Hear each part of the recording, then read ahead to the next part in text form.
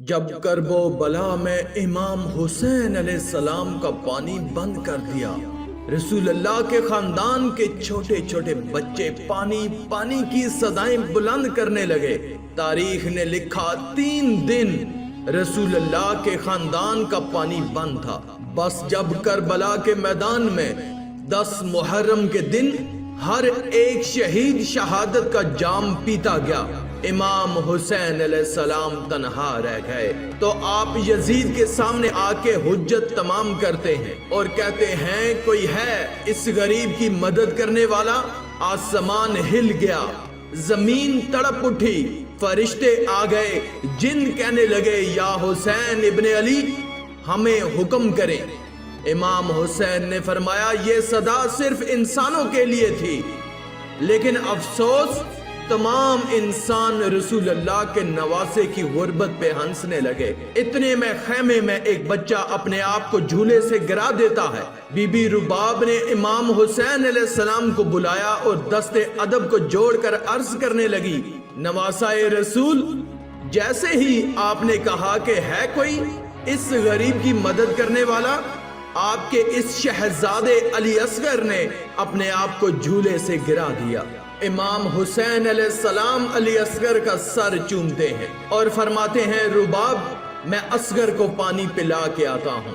رسول اللہ صلی اللہ علیہ وآلہ وسلم کا نواسا حسین ابن علی اپنے 6 ماہ کے علی اصغر کو گود میں لے کے میدان کربلا آتے ہیں اور کہتے ہیں تمہاری جنگ اگر ہے تو رسول اللہ کے اس نواسے سے ہے، اس معصوم صغیر بچے نے تمہارا کیا بگاڑا ہے؟ لوگوں 3 دن سے اس 6 ماہ کے بچے نے پانی نہیں پیا، پیاس کی وجہ سے اس کی ماں کا دودھ خشک ہو گیا ہے، اے لوگوں اس بچے کو پانی پلاؤ۔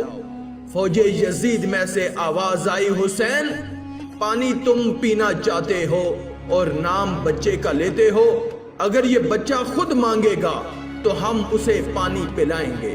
امام حسین علیہ السلام نے علی اصغر کو بلند کیا اور فرمانے لگے اصغر مانگ، اپنی نانا کی امت سے پانی مانگو۔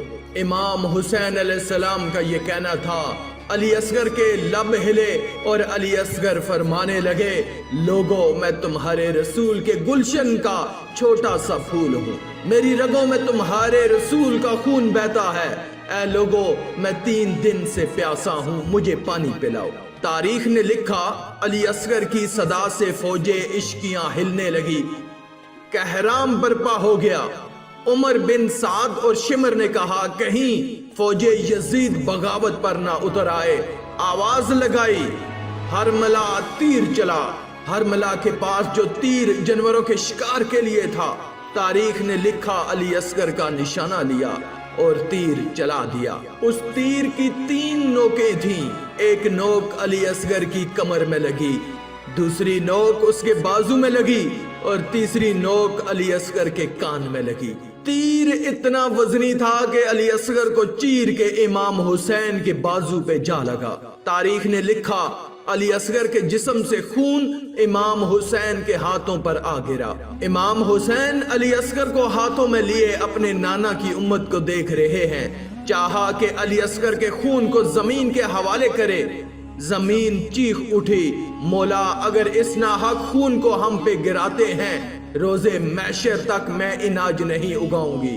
امام حسین نے چاہا کہ اس کو آسمان کے حوالے کریں، آسمان کہنے لگا رسول اللہ کے نواسے اگر اس خون کو ہماری طرف پھینکا ہم روزے محشر تک بارش نہیں برسائیں گے۔ امام حسین نے خون علی اصغر اپنے چہرے پر ملا اور ان ظالموں کی طرف دیکھ کر کہنے لگے اے لوگو روز محشر میں خون علی اصغر اپنے چہرے پہ لے کے آؤں گا اور اللہ کے سامنے سوال کروں گا کہ میرے اصغر کا کیا جرم تھا۔ پھر علی اصغر کی لاش کو بازوؤں میں چھپائے جیسے ہی خیمے میں آئے، بی بی رباب نے رو کے پوچھا اے مولا میرے بچے نے پانی پیا؟ امام حسین علیہ السلام نے علی اصغر کو اپنی باہوں سے ہٹایا۔ بی بی رباب چیخ کے کہنے لگی یا مولا جس نے میرے اس معصوم بچے کو مارا کیا اس کی کوئی اولاد نہ تھی؟ امام حسین علیہ السلام نے فرمایا صبر کرو، اللہ کی مرضی یہ ہے کہ ہم ہر ظلم سہ کے اسلام کے لیے صبر کریں، کیونکہ ہمارے ہی خون سے اللہ کا دین بچنا ہے۔ اور رباب علی اصغر کی قبر بناتے ہیں۔ امام حسین اور بی بی رباب خیمے کے پیچھے ایک جگہ پر ذوالفقار سے کھڈا کھودتے ہیں اور علی اصغر کو کربلا کی گرم زمین میں تدفین کر دیتے ہیں۔ بس جیسے ہی امام حسین علیہ السلام کی شہادت ہوئی، بیبیوں کے خیام جلائے گئے، آل رسول کو لوٹا گیا، سروں کو کاٹا گیا، تو عمر بن سعد نے کہا کہ دیکھو کوئی سر رہ تو نہیں گیا۔